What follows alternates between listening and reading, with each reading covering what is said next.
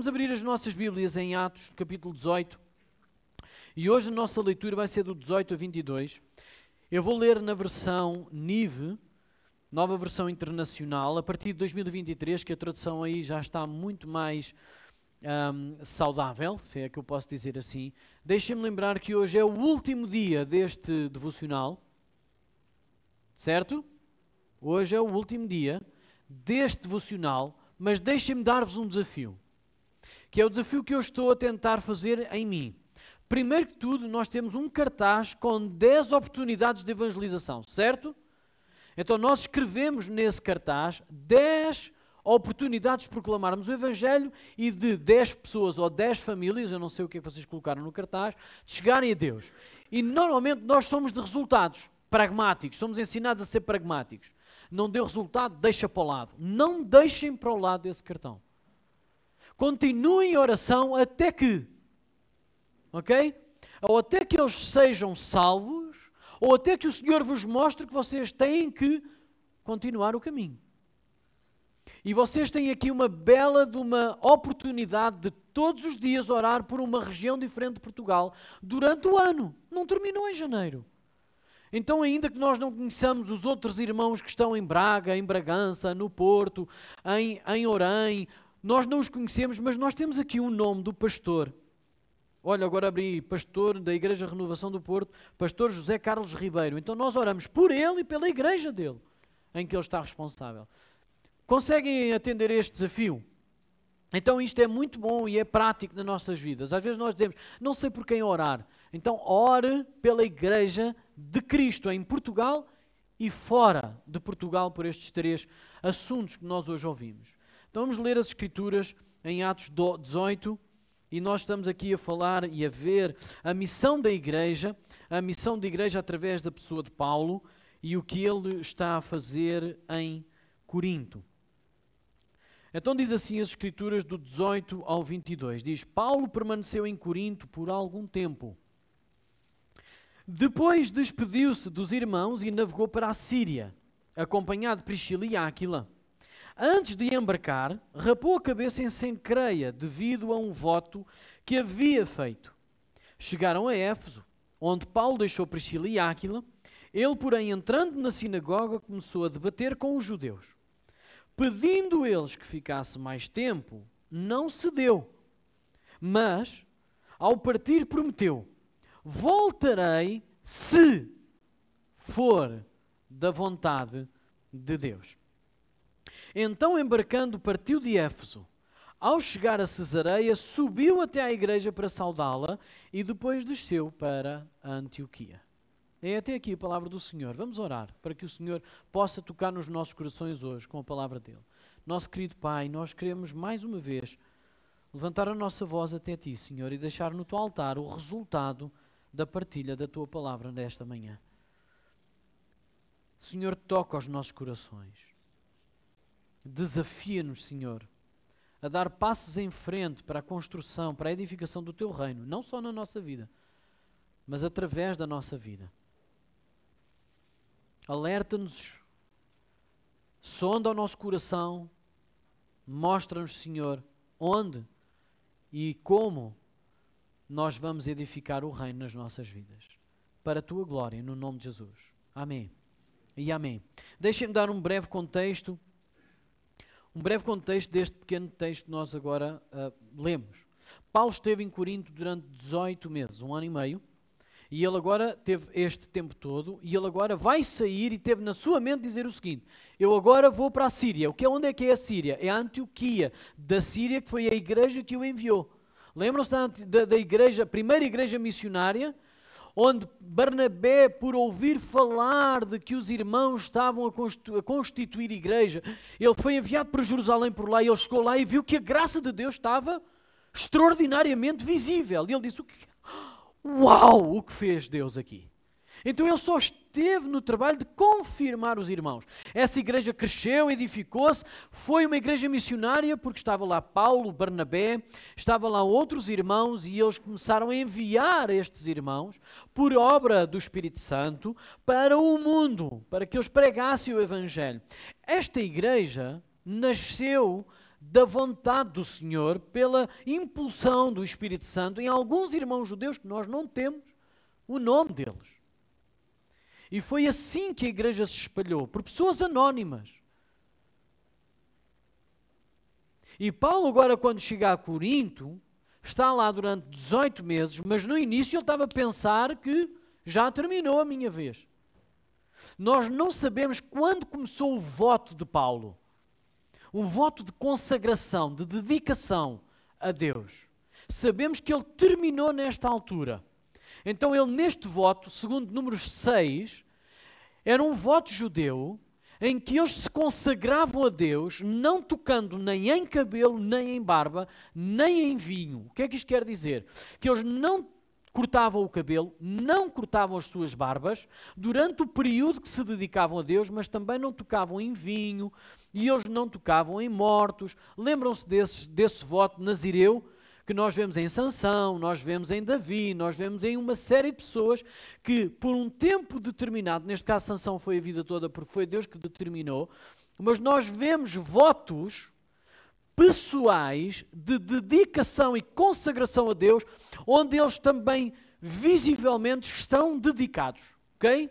E isto é uma prática e um exercício cristão também. Nós temos isso na oração e jejum. São práticas de dedicação intencional para nos consagrarmos mais a Deus. Já lá vamos. Mas agora aqui Paulo mostra que durante um tempo determinado fez um voto, nós não sabemos qual é, mas sabemos que ele o cumpriu nesta altura porque terminou o tempo do voto e ele decidiu, vou para a minha igreja que me enviou, vou para a Síria, vou para a Antioquia da Síria, vou para a minha igreja. E ele aí pensa, bom, eu vou pegar em Áquila e Priscila e eles vão comigo.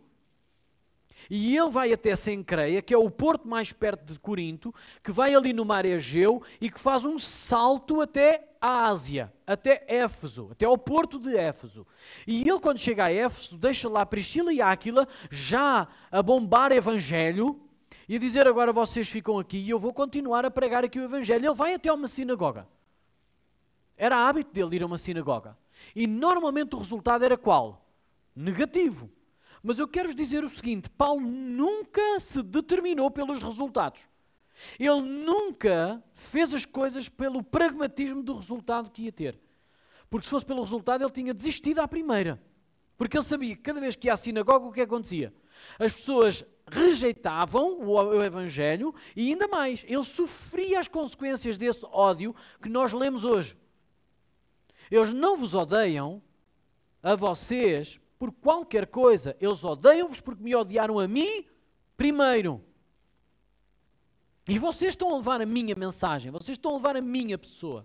Então é muito natural que as pessoas que não querem crer em Deus vos vão odiar. E Paulo sabia muito bem disso. Então o resultado não era a gasolina do Paulo. Paulo não ia pregar o evangelho à sinagoga por causa dos resultados, mas por causa da vontade de Deus. E isso está bem explícito. Então Paulo chega lá e eles dizem assim, olha, nós queremos ouvir mais sobre isso. E é a primeira vez que ele ouve isto. E é a primeira vez que ele tem que negar ficar lá. Lembram-se do início da segunda viagem missionária, quando Paulo sai para a Frígia e para a Galácia e ele diz, eu vou agora para a Ásia. E o Espírito Santo diz o quê? Não. E ele diz, então, ok, não vou para a Ásia, então vou para cima, para o Ponto de Frígia. E Deus diz, não. Então ele chega a andar até à frente e chega a Troade e depois Deus dá-lhe uma visão para ele passar até à Macedónia. Ele passa na Macedónia, fica na Acaia e agora está a ir e vai à Ásia. E ele pensa, antes de ir para a Ásia, antes de ir a Éfeso, ele diz, acabei o meu voto, vou voltar para a igreja missionária, acabei o meu tempo. E ele rapa o cabelo e a barba e ele mostra que terminou. Só que há um problema aqui. Paulo tem pouco tempo para chegar ao templo em Jerusalém e dedicar aquele cabelo a Deus no altar do sacerdote. Então Paulo sabia que não tinha muito tempo até começar as grandes tempestades de inverno e chegar a Jerusalém nos tempos das festas e dedicar aquele voto ao Senhor a quem ele tinha feito o voto. É um bocado estranho para vocês ouvir isto assim, mas isto é o que a Bíblia diz. Não é ao acaso que Lucas faz o registro de que Paulo tinha um voto a Deus e que neste tempo ele percebeu que o tempo estava determinado. O meu voto terminou. Eu já terminei a minha segunda viagem missionária. Eu não sei quando é que começou o voto, porque a Bíblia não diz. Mas sabemos que ele tinha um voto com o Senhor e rapou o cabelo. E isto tem em Números 6. Versículos 22 e 23 explica quais são as condições desse voto. E a última parte da condição é ele trazer o cabelo cortado ao templo e dedicá-lo no altar e queimá-lo. E a terminou. E dar uma oferta, de um novilho, dar uma oferta, ok? E nós pensamos, então mas Paulo ainda se sujeitava à lei? Ouçam, Paulo sujeitava-se a Deus. Nós é que pensamos que a lei concorre com a fé. Porque nós temos os opostos. Não, a lei não salva. E foi o que Paulo ensinou. E nós não nos sujeitamos mais à lei para salvação, porque ela nunca foi dada para salvação, mas ela foi-nos dada como um guia, como um aio. Então há certos exercícios que Paulo manteve que o ajudavam a consagrar-se ao Senhor e dia após dia ele dizia, ok, eu não vou ser arrastado por aquilo que está a acontecer, eu tenho o meu voto é com o Senhor. Então houve exercícios que Paulo nunca largou, ok, e este foi um deles. Nós vemos que ele ainda tinha este. Está a ser confuso? Vocês estão a entender? Eu já vou chegar lá. As minhas perguntas porque o texto de hoje o Evangelho Sem Fronteiras não se faz sem uma caminhada sem compromissos. O Evangelho é sem fronteiras e esse Evangelho Sem Fronteiras na nossa vida é uma caminhada em compromissos. Em compromissos. Para atingir um compromisso geral. Então eu pergunto assim, que tipo de compromissos orientam a agenda da tua vida? Eu queria que pensasse sobre isso. Quais são os compromissos que tem e que orientam a sua vida? Pode pensar no trabalho, pode pensar na família, pode pensar no que quer que seja. Eu quero que você pense honestamente quais são os objetivos, os compromissos que englobam a agenda da sua vida ou orientam a agenda da sua vida. Deixe-me dar 3 posições ou 3 orientações que deveriam estar na nossa agenda pessoal. Então, em primeiro lugar esses compromissos englobam o plano espiritual para a sua vida, ou seja, dentro desses compromissos da agenda do dia a dia, você tem lá coisas, compromissos que não quer falhar, porque elas implicam, ou seja, elas visam o crescimento espiritual na sua vida? Isto são perguntas muito sérias, irmãos, que nós temos que fazer agora. Nós não estamos aqui para passar mais um domingo. Nós estamos aqui para fortalecer a nossa fé e sermos desafiados na fé. Que compromissos orientam a nossa agenda pessoal? Esses compromissos têm como fim ou visam o nosso crescimento espiritual? Ou seja, que planos tens para que desenvolvas espiritualmente de forma saudável? E para que se torne um testemunho de quem Cristo é na nossa vida e do que Ele fez na nossa vida e daquilo que Ele quer fazer através da nossa vida. Quais são? Eu vou dar aqui 3 exemplos muito claros que eu tenho falado ao longo dos anos em que eu estou como ministro pastoral aqui. O ler as Escrituras, irmãos, não é uma opção. É uma obrigação. E é uma obrigação, não por o fim da obrigação, mas porque ele é um meio de crescimento espiritual e de conhecer quem Deus é. Mas nós somos assim, nós precisamos de obrigações.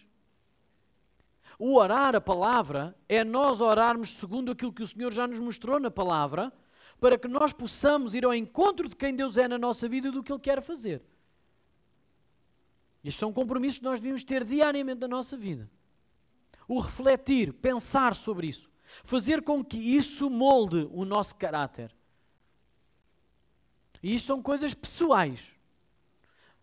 Mas vamos chegar um pouco mais à frente. Então esses compromissos englobam a agenda da tua igreja local, os compromissos que têm pessoalmente, englobam os compromissos ou a agenda da igreja local. O que é que eu quero dizer com isto? Se os seus compromissos concorrem com a agenda da igreja local ou são administrados paralelamente. Ou seja, os seus compromissos da agenda local não tem nada a ver com a igreja local. Ou com a sua vida, digo, não tem nada a ver com a igreja local. São coisas paralelas. É difícil achar tempo para participar da agenda da igreja local, ou isso já se tornou parte da sua agenda pessoal? E não estou a falar do domingo. Eu não estou a falar do domingo.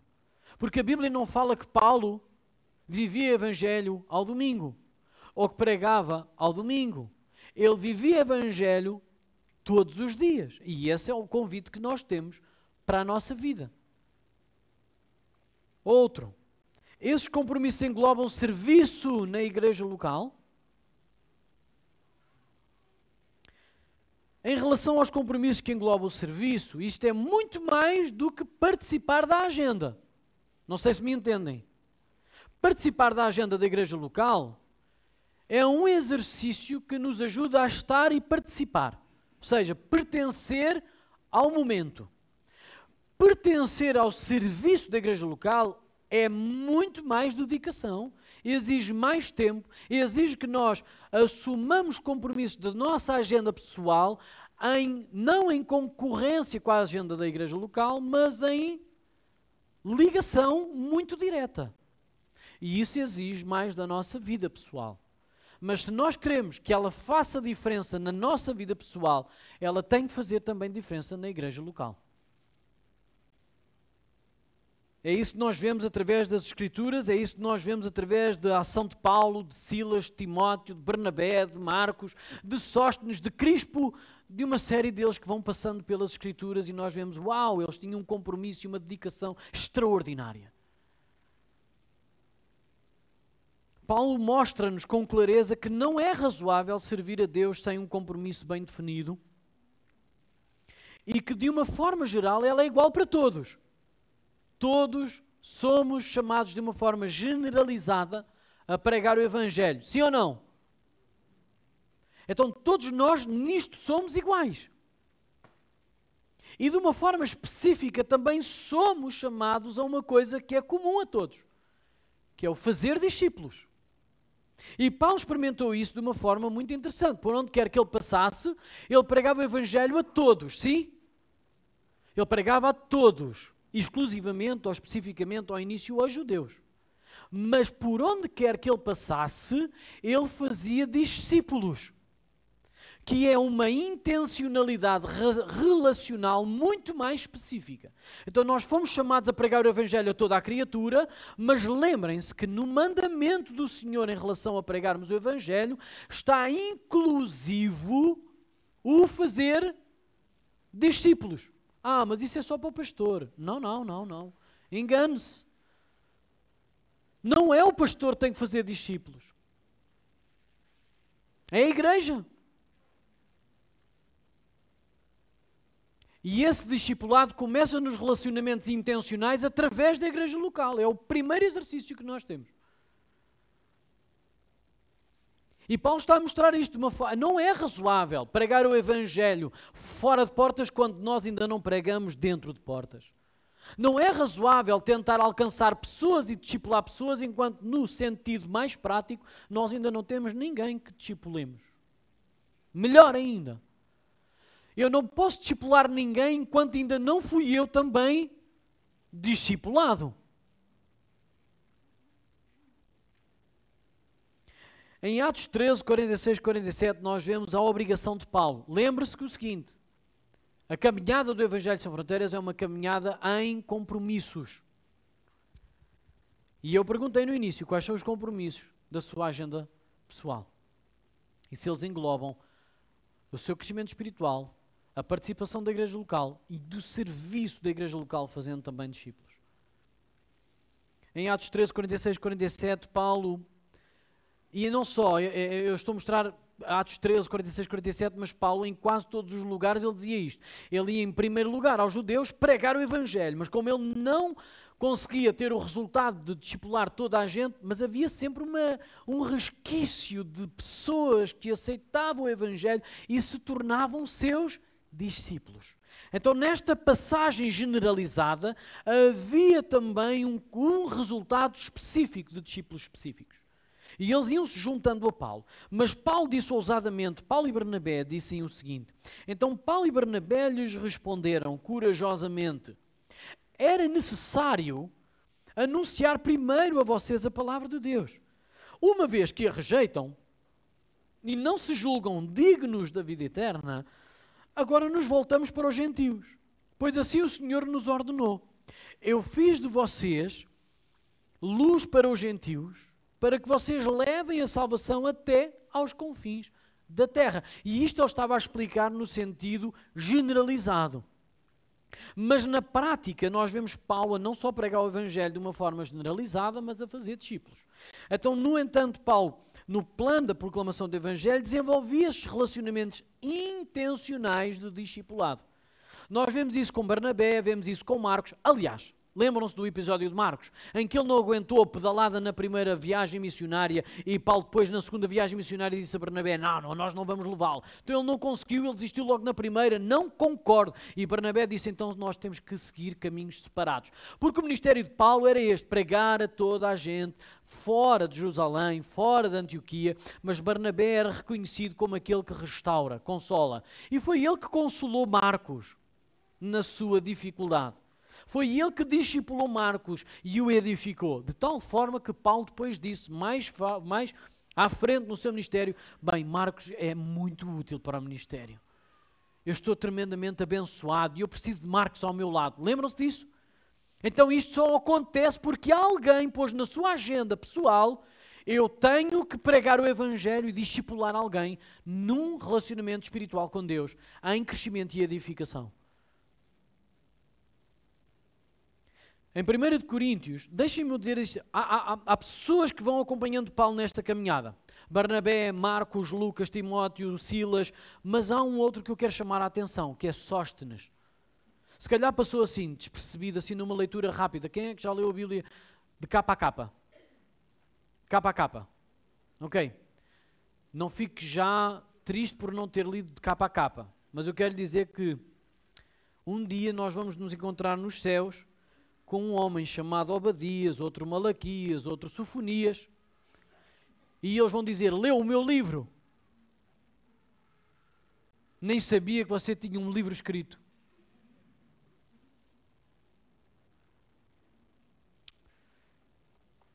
Nós temos que ler as Escrituras, irmãos. Nós temos que conhecer o plano de Deus para a humanidade, a forma como Deus se revela, e nós continuamos nisto. Mas este irmão Sóstenes, numa leitura muito rápida das Escrituras, nós não damos conta do que é que aconteceu. Este Sóstenes que está em 1 Coríntios, provavelmente é o Sóstenes que estava em Corinto. Deixe-me ler a passagem assim em 1 Coríntios, no capítulo 1, versículo 1 a 3. Diz assim, Paulo, isto é a carta de Paulo quando está em Éfeso, a escrever aos Coríntios da Acaia, ok? Já quase 2 anos e meio depois de ele ter saído de lá. Paulo, chamado para ser apóstolo de Cristo Jesus pela vontade de Deus, e o irmão Sóstenes. À igreja de Deus que está em Corinto, aos santificados em Cristo Jesus e chamados para serem santos, juntamente com todos os que em toda a parte invocam o nome do nosso Senhor Jesus Cristo, Senhor deles e nosso. A vocês, graça e paz da parte de Deus, nosso Pai e do Senhor Jesus Cristo. Então, nesta saudação específica, que Paulo está em Éfeso a escrever para os irmãos que estão em Corinto, tendo ele passado lá 18 meses, conhecendo bem ele a igreja, houve um irmão chamado Sóstenes que ele quis incluir e porque estava com ele.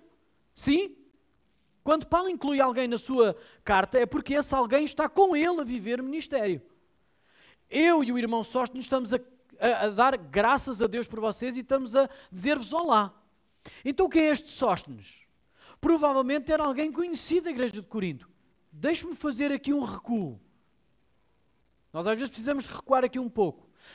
Atrás do texto que nós começámos hoje, há um episódio em que Paulo está a pregar o Evangelho e quando ele chega a Corinto, quem é que é o líder da sinagoga pela qual ele entra, prega o Evangelho e ele é erradicado lá? Sóstenes, que é o líder da sinagoga, que ao ouvir o Evangelho, crê no Evangelho e é expulso da sinagoga. Desculpem, não é este. Crispo, é que era o líder da sinagoga e foi expulso. Este Sóstenes foi o que substituiu Crispo. E que quando Gaio, o procônsul romano que chegou à Acaia para mandar nas coisas todas, veio lá substituir o anterior, eles juntaram-se, levaram este assunto a Gaio, e quem era o líder desta sinagoga agora? Sóstenes. Eu tinha trocado aqui os nomes, então Crispo foi o primeiro que, ao querer, saiu da sinagoga, e este Sóstenes substituiu. Passado este tempo, Sóstenes estava a levar esta turma diante de Gaio para encurralar Paulo, para calar Paulo, e se fosse necessário, açoitar Paulo. O que é que aconteceu? O tiro saiu-lhe pela culatra. Porque quando Gaio ouviu os queixumes, disse: isso não é assunto para trazer para aqui, pá. Isso são lá coisas vossas que vocês têm que lidar. Então, a partir de hoje, vocês não incomodam mais esses cristãos. E calem-se de uma vez por todas. Então, toda a gente começou a espancar Sóstenes à frente de Gaio para ver se lhe mudava a opinião. E Gaio disse o quê? Assim, podem continuar, que isso não vai mudar a minha opinião. Então Sóstenes é aquele que, estando à frente dos judeus para levar o Evangelho a cair diante de Gaio em Corinto, agora leva pancada dos seus irmãos por os defender contra a causa do Evangelho, e por obra milagrosa de Deus, este homem vem à salvação. E agora, quando Paulo sai de Corinto para Éfeso, quem é que vem com Paulo? Sóstenes. E quando Paulo escreve a Corinto, ele lembra e leva o nome de Sóstenes à igreja que está em Corinto. Sabe o que é que isto quer dizer? Que muitas vezes nós olhamos para as circunstâncias e dizemos: é impossível esta pessoa ser crente. Ele luta contra nós, ele queria nos encurralar, ele queria nos calar, e ainda por cima agora foi açoitado e o tiro saiu-lhe pela culatra. Agora é que ele nunca vai aceitar o Evangelho. Ora, pois bem, é quando o homem desiste, Deus entra em ação. Sóstenes não só creu, como também ainda ajudou Paulo no seu ministério. Extraordinário. O que é que nós estamos à espera? Quem é que é Sóstenes na nossa vida? Quem é que nós temos que discipular agora? Porque Paulo, quando pregava o Evangelho, ele não pregava a buscar os resultados que nós queremos, mas ele buscava os resultados que Deus quer. E ele sabia que, olha, esta malta pode toda não aceitar e rejeitar, e eu até passar um bocado mal por causa disso. Mas eu sei que vão vir alguns com o cheiro de Cristo atrás de mim. E eu vou ter a responsabilidade de os pastorear, de os discipular. Aqui a questão é: o que é que eu estou a fazer na agenda pessoal em relação a crescimento espiritual e discipular outros a crescerem nessa mesma dinâmica? Então vamos aplicar isto, e espero aplicar isto rápido. Então nós temos um caminho a fazer: evangelizar dentro e fora de casa. Ouça, eu já disse há pouco e vou dizer outra vez: não é razoável pregar o Evangelho fora de casa enquanto nós não o vivemos dentro de casa. O que é que isto quer dizer? Às vezes nós pensamos que conseguimos pregar o Evangelho fora de casa não o tendo vivido antes. Então o que é que isto quer dizer? Quer dizer que Paulo, quando chegava às igrejas, ele pregava primeiro aos judeus porque ele queria arrumar a casa, porque o Evangelho foi pregado primeiro aos judeus. Mas quando se sentiu razoável, ele tinha sido enviado aos gentios, ele também vai fora de casa. E nós temos que pregar dentro e fora de casa. Nós também sabemos que Paulo sabia usar-se e rodear-se de pessoas que eram saudáveis no relacionamento cristão. Ele não se rodeava de qualquer pessoa. Ele rodeava-se das pessoas que Deus o cercava deles. E sabe uma coisa? Áquila e Priscila foram um casal que ajudou muito Paulo no ministério, não só em Corinto, mas como em Éfeso. E durante a vida de Paulo. E isso é notório nas cartas que Paulo envia às igrejas. E o que é que isto quer dizer? Quer dizer que para nós fazermos esta caminhada, nós temos de ter um compromisso de casamentos dentro da vontade de Deus. Porque Áquila e Priscila também se destacam como um casal que é a evidência da vontade de Deus para uma união. Eles criam os dois em Deus e faziam missão juntos. Para aqueles que querem casar, é vital escolher o parceiro certo ou a parceira certa, Especialmente se você tem a noção que é chamado para fazer um propósito de Deus específico em alguma outra área. Porque é muito difícil, eu não quero dizer impossível porque para Deus não há impossíveis, mas não tentem Deus nesta área, porque vão dar-se mal. É muito mais difícil. Muito mais difícil. Eu estou a falar de coisas práticas, está bem? Para aqueles que já estão casados, vamos continuar a orar.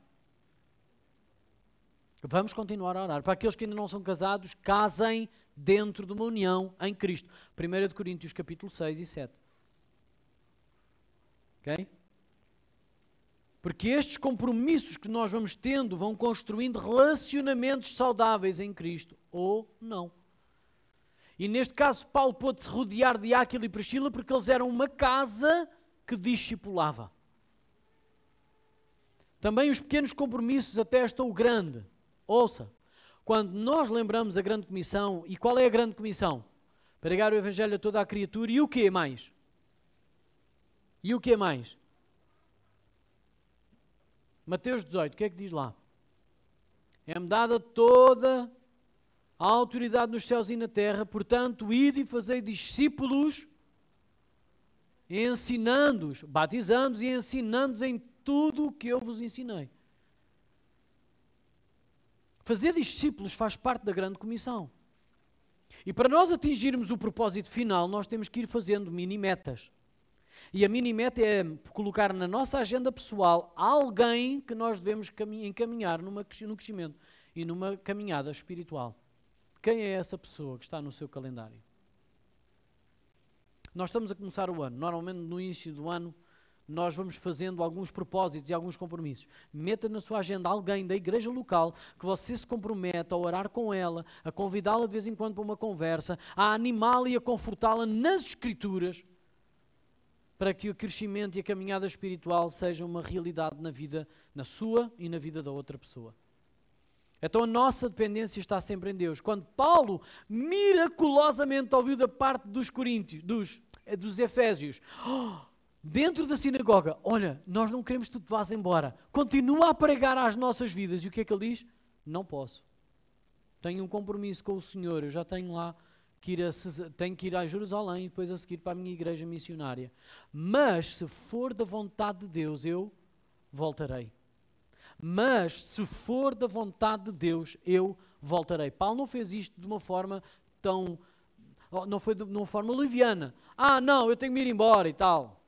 Mas se for da vontade de Deus, eu venho. Não, já era da intenção de Paulo, há 4 anos atrás, no início da sua segunda viagem missionária, ir à Ásia. E Deus não lhe permitiu. E agora ele estava na Ásia, na capital da Ásia, Éfeso, e de repente a malta da sinagoga diz-lhe, olha, nós queremos que tu continues cá connosco. E Paulo diz o quê? Não. Mas eu voltarei para vós, se for da vontade de Deus. Irmãos, é bom nós termos esta dependência de Deus em todas as coisas. Porque nós estamos a olhar para uma televisão e para as notícias do mundo e é guerra aqui, creche financeira colar e tudo mais. Mas olha, tranquilize o seu coração. Não se deixe arrastar por estas tempestades socioeconómicas e de mediatismo. Porque as coisas na sua vida só acontecem se Deus quiser. Mas viva para Deus e confiante que Deus está no controle da sua vida, por isso entregue-lhe todas as áreas da sua vida. Então as coisas vão acontecer se Deus quiser. Paulo sabia disto. Aquilo era o melhor convite que lhe tinham feito em 10 ou 15 anos de igreja missionária que ele vivia. Dentro de uma sinagoga, não estava a ser açoitado, estava a ser convidado para permanecer, mas ele tinha um compromisso com Deus. E ele sabia que se eu cumprir este compromisso que eu tenho com Deus, de ir a Jerusalém, entregar o meu cabelo, depois seguir até a Antioquia, visitar os irmãos que eu já preguei o Evangelho, porque ele quando saiu de Antioquia foi outra vez onde? Galácia e Frígia, confirmar os irmãos que ele já tinha pregado o Evangelho. E só posteriormente é que ele voltou então a Éfeso. A responsabilidade de discipular é uma responsabilidade sobrenatural, ela vem do alto. E convém que nós não sejamos aliciados pelas coisas à volta. Lembra-se do pastor Rafael, a semana passada, disse, quando nós oramos a Deus, nós não precisamos muito de orar a Deus quando as coisas são favoráveis. Ou seja, eu vou mudar de emprego, vou receber mais 300 euros. É do Senhor ou não? Claro que é do Senhor. Lembra-se dele dizer isso? Mas quando nós vamos ter que fazer uma mudança na nossa vida e aquilo tem um decréscimo na nossa qualidade, nós dizemos, claro que isto é do inimigo. Isto é do inimigo. Paulo está a mostrar-nos exatamente o contrário. Durante 5 ou 10, neste caso 3 anos da segunda viagem missionária, ele levou nas lonas em todas as sinagogas que entrou. No limiar, no final da segunda viagem missionária, quando ele terminou o voto, estava num porto em Éfeso, foi à sinagoga, porque ele não perdia tempo nem nas férias dele. E ali ele diz, houve um convite. Ele houve um convite que não lhe tinha sido feito até agora. Fica connosco, porque nós queremos continuar a ouvir desse Evangelho. E ele tem que dizer não. Mais uma vez nós entendemos que o pragmatismo em Paulo não era a sua dependência. Ele não estava à procura de resultados. Ele estava à procura de agradar a Deus no compromisso geral e que ele, para chegar lá, ele fazia pequenos compromissos. Às vezes nós perdemos-nos exatamente no discipulado por causa disso. Porque pensamos, vai ser impossível chegar ao compromisso geral. Então eu não vou ter compromissos pequenos. Por isso é que nós não pomos na agenda uma pessoa, porque achamos que é insignificante. Não é suficiente, mas nós depois chegamos ao final da nossa vida e vamos chegar ao pé do Senhor e o Senhor vai mostrar-nos, olha, pus esta pessoa ao teu redor e tu não quiseste, pus esta pessoa ao teu redor e tu não quiseste. E no final das contas nós vemos, que grande multidão, eu poderia ser pastor de uma igreja inteira. E o Senhor disse, mas tu não quiseste pastorear um, nem discipular um, porque eu ia enviando à medida da tua capacidade para provar a tua fidelidade à minha vontade e tu não quiseste. Então não desista de uma pessoa na sua vida para discipular e começar esse exercício na sua vida. Posso lhe garantir o seguinte, quando nós determinamos no nosso coração discipular alguém, quem beneficia primeiro desse discipulado somos nós, se estivermos a ser discipulados pelo próprio Mestre. Porque nós não estamos a fazer nada que veio da nossa cabeça nem do nosso coração. Estamos a cumprir o voto e o compromisso geral que Deus nos deu de pregar o Evangelho e fazer discípulos segundo a sua vontade. Então esta é a mensagem que o Senhor tem para nós hoje. O discipulado é a missão contínua que nós temos no nosso coração e deve estar na nossa agenda. Então não saia daqui hoje sem determinar, pelo menos que quer pôr na sua agenda uma pessoa desta congregação local, para que você cresça espiritualmente e ajude a outra pessoa a crescer. Ok? É um exercício. Peço ao grupo de louvor que possa subir. Vamos orar ao Senhor para que Deus possa fazer crescer a semente da sua palavra nos nossos corações. Vamos continuar a orar pela igreja em Portugal, continuar a orar pela igreja no mundo, principalmente estes 3 casos que nós ouvimos, da República Democrática do Congo, do Irão e também da Eritreia. Vão ver o mapa. Vão ver ao mapa onde é que isso fica. Orem e vejam a oração que Daniel fez no capítulo 9, acerca de Jerusalém, estando ele na Babilónia. Ouçam, e se não têm oração para fazer, façam essa. Daniel 9, está lá. Senhor, olha para nós, olha para as nossas orações, ouve o que nós temos a dizer, atenta às nossas orações e faz a tua vontade. Ok? Então vamos orar ao Senhor, vamos também ficar de pé. Eu tinha um vídeo para passar hoje, mas já não vou passar hoje, vou passar para a semana. E tem a ver com a nossa missão, não somente de igreja local, mas também a missão que está na rede entre nós. E eu gostava de convidar-vos a pensar acerca dessa missão, porque às vezes nós deixamos de fazer missão, é como o discipulado. Como não é uma coisa grande, nós desistimos de fazer coisas pequenas.